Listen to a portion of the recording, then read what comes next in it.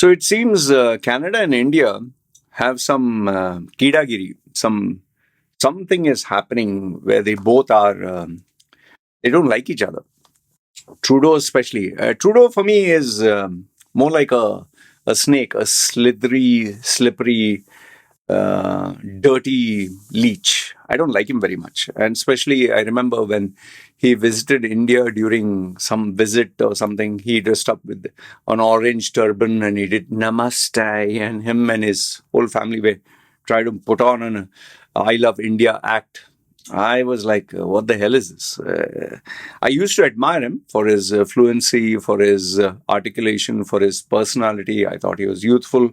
But then I realized he's a sleazeball, and he's a guy who panders to, I think, the left, if I'm not mistaken.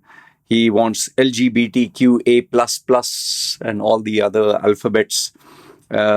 He's just a puppet who, someone is pulling his strings, and he will listen to them like a lapdog. So I'm not a very big fan of Trudeau. Okay. So now it has been coming onto the headlines, or rather, it has been on the headline, in the headlines, that India and Canada constantly are having problems. So I was wondering, what exactly is going on? So just like you, I also get my information online. And, I wanted to make it a little interesting. I wanted to understand what exactly is happening. So I've written down, after reading and researching and filtering, I've written down 20 points as to what happened between India and Canada. Okay. And I'll give you my thoughts about it. And you can tell me if what I'm saying is right, what I'm saying is wrong. And I would love to know your thoughts as to who's to blame. Okay. Now, like I told you first, and the most important thing is, I personally, before I even get into the 20 points, I feel Trudeau is following instructions like a dog. He's following instructions like a puppet, where he's being told what to say, what to do, and sometimes you play good cop, bad cop, because you want certain things to go in certain ways. So I feel maybe long shot, United States is with Canada, trying to get something out of India. Just saying, in some parallel universe. But apart from that, I feel Trudeau is also trying to pander to the voting community. He knows India, the Indians who have migrated to Canada are some of the largest communities. So he's trying to, attract some of their votes and their support. So I feel that is the reason. Okay. So I'm just letting out my bias before I focus. So now comes what exactly is the Kidagiri between Canada and India. So it starts off, it's a October 2024, which is now. The latest spat, Canada expels 6 Indian diplomats, including High Commissioner Sanjay Kumar Verma, citing evidence of India's involvement in the Sikh separatist leader Hardeep Singh Nijjar's murder. Okay, so that is what happened very lately. Now, before that, or rather, after that, India's retaliation. India expels 6 Canadian diplomats, including the acting High Commissioner, in a tit-for-tat move. Titty for tatty. Okay, both nations are now locked in escalating tensions. Now, if you go back in time, Nijjar's murder, that is point number 3, that happened in June of 2023. Hardeep Singh Nijjar, a prominent Sikh separatist, was assassinated in Canada, igniting major diplomatic crisis.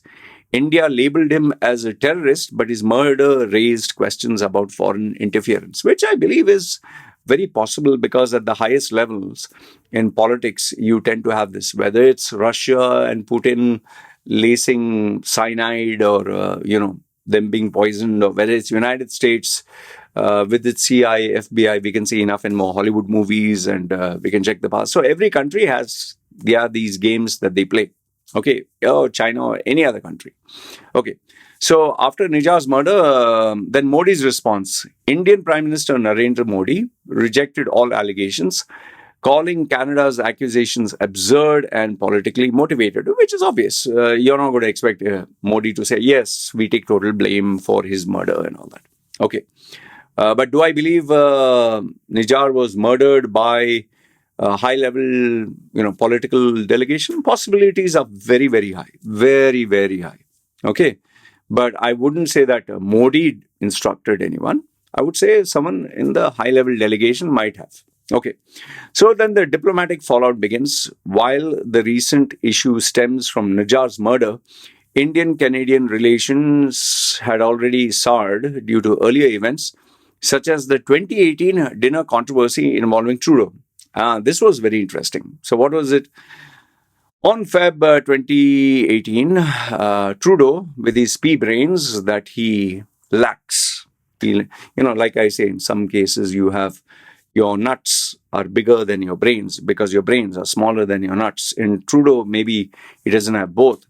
So it seems he went to an India trip and there he forgot his common sense in Canada when he invited Jaspal Atwal, a convicted Sikh separatist, to attend the official dinner. India was furious and Trudeau withdrew the invitation and apologized.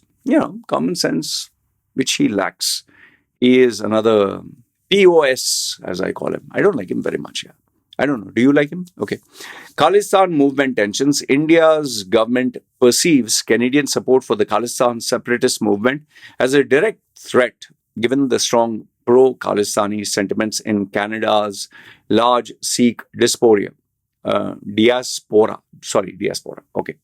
See, my thoughts about this is, you are Indians.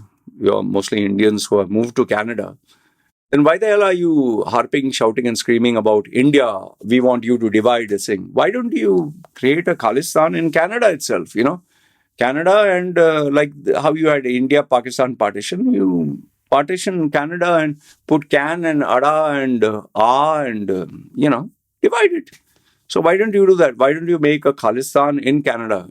Canada's Khalistan, Why are you migrating to Canada and then putting Kiragiri and, it's like you left India. Go mind your own goddamn business here. But that's what I say. But then again, I don't know. What do you guys say? Okay. So then point number 8 is December 2020, farmers protest. Trudeau expressed support for Indian farmers, protesting against the new law, angering India. And Indian officials saw this as an interference in internal affairs. Here, Trudeau also is where I lost respect for him. The son of a bitch. He was supporting the Indian farmers, which I believe is their right. Okay, Indian farmers have a right to protest. And he was questioning Indians, tyrant or a dictatorship. Yeah.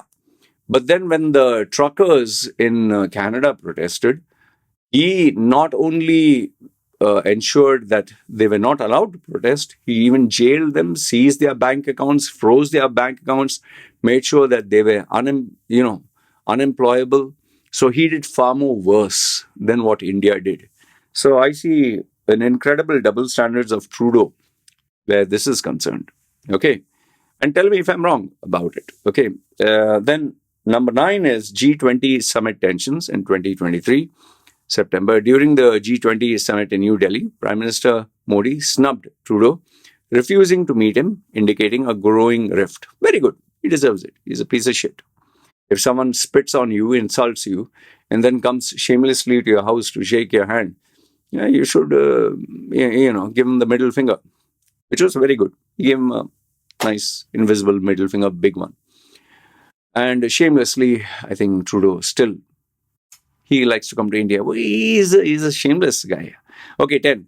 Trade talks paused in September 2023. We have 3 incidents. Canada unexpectedly puts trade negotiations with India on hold, further straining relationships. No clear reasons given, but it seemed to link to the mounting tensions. Point number 11, visa suspensions, that also in September. In response to Canada's action, India suspended visa operations in Canada, citing security concerns. Although these restrictions were lifted in October, tensions remained high. Then point number 12. Nijjar's background. Nijjar was planning a non-official referendum on Sikh independence in India.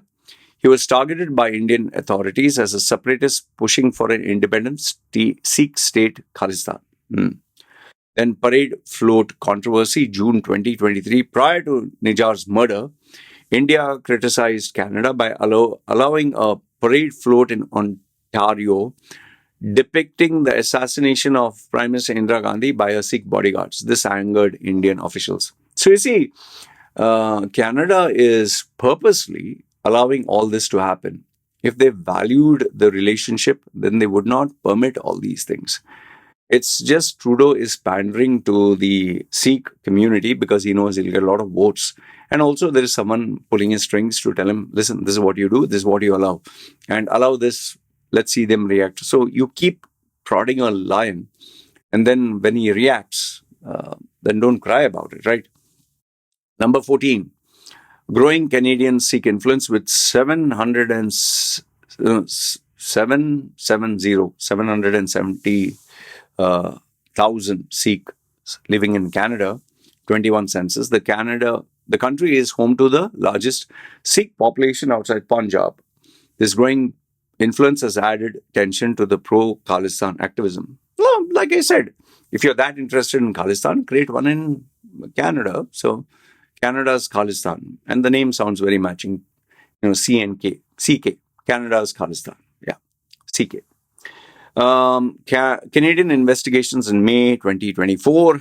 Canadian police arrests Indian nationals for involvement in Nijjar's murder, accusing them of first degree. The investigation remains ongoing.